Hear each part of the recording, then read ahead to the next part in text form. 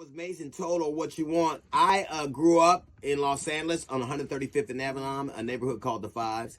And to date, I don't think I've ever known the likes of the people I grew up in. And I think that's pretty consistent across the country. People grew up in neighborhoods like mine all over the country, black people, and we were shaped by those experiences. We were shaped by those people. And that is such a contrast with the way I see us depicted. I grew up with men who were men's men. I grew up with men who, they got home at the same time every day. They worked hard. They took care of their families. They weren't the most evocative men, but they were the kind of men that I've shaped my life after, the kind of men I've inspired to be. I, to date, have never seen their like. I remember I remember I was a kid and my mother had given me some money to go to Vaughn's grocery store on El Segundo on Avalon.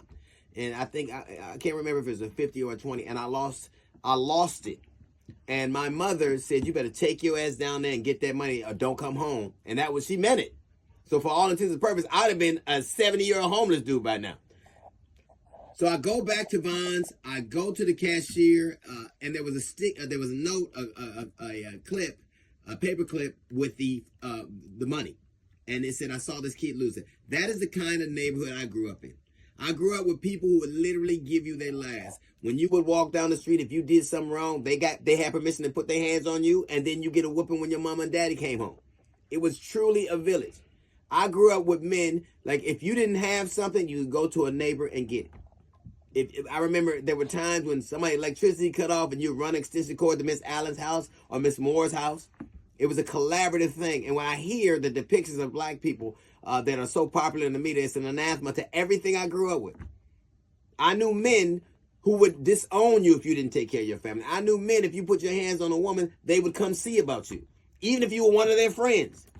I knew men. I remember when the police, the sheriff, we had the Firestone Sheriff Department, and now it's Carson, but they would come and they would have to pick somebody up. And when those police came to pick somebody, they would talk to our fathers. They would talk to the men on Markton Avenue about going to get that kid. And the men would walk in the house. They would talk to the mother and the father and they would walk the kid out to the sheriff, and they would follow the sheriff home. They would follow the sheriff to the sheriff department, make sure nothing happened to him. I remember a couple of people got killed in my neighborhood.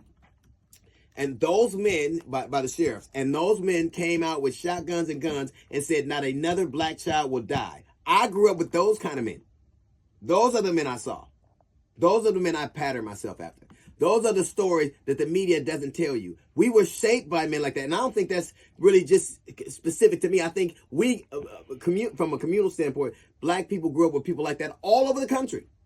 All over the country.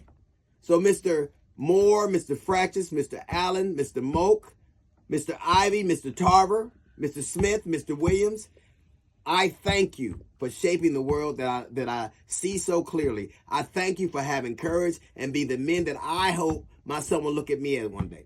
The depiction of us is so different than the men I knew. I have been all over the world and I've never seen the likes of those men. And I'm sure that's consistent across the country. I'm sure it's not just me. So to all those men who put all that time and poured into me, whether you're here or not, know that I thank you and I go forward in your life. That's a little note from the GED section. Got a jazz report coming up in 15 minutes. It's the D.L. Hughley Show.